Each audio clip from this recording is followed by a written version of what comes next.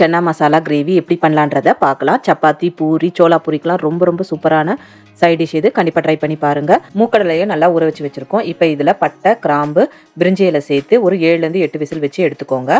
இந்த கிரேவிக்கு ஒரு பொடி ரெடி பண்ணணும். அதுக்கு 2 துண்டு பட்டை, 2 ஏலக்காய், 2 கிராம்பு, 1 ஸ்பூன் மிளகு, 2 ஸ்பூன் தனியா, 1/2 ஸ்பூன் சீரகம், 1/2 ஸ்பூன் சோம்பு, 6லேருந்து 7 காஷ்மீரி சில்லி இதெல்லாம் சேர்த்து நல்லா வறுத்து எடுத்துக்கலாம். 2 வெங்காயம், 3 தக்காளி எடுத்துக்கலாம். ஒரு பேன்ல எண்ணெய் ஊற்றி சீரகம், பட்டை, கிராம்பு, ஏலக்காய் இதெல்லாம் போட்டு தாளிச்சிடலாம். 2 பச்சை மிளகா, அரைச்சி வச்சிருக்க வெங்காயத்தை சேர்த்து நல்லா வதக்கிடுங்க. 1 டீஸ்பூன் இஞ்சி பூண்டு விழுது, அரைச்சி வச்சிருக்க தக்காளி எல்லாம் சேர்த்து நல்லா வதங்கினதுக்கு அப்புறம் 1/4 டீஸ்பூன் மஞ்சள் தூள், 1 டீஸ்பூன் ஆம்ச்சூர் பவுடர், 2 டீஸ்பூன் அரைச்சி வச்சிருக்க பொடி இதெல்லாம் சேர்த்து நல்லா மிக்ஸ் பண்ணிடலாம். வேக வச்சு வச்சிருக்க கொண்டக்கடலையே இதோட சேர்த்துப்போம். தேவையான அளவு உப்பு சேர்த்து 10 நிமிஷம் கொதிக்க விட்டு இறக்குனீங்கன்னா சூப்பரான மசாலா ரெடி. இல்லைனா ஒரு விசில் வச்சு எடுத்தீங்கன்னா கொண்டக்கடலை மசாலா ரெடி. கடைசியாக கொத்தமல்லி சேர்த்துக்கலாம். தொடர்ந்து என்னோட சேனலுக்கு சப்ஸ்கிரைப் பண்ணி சப்போர்ட் பண்ணுங்க.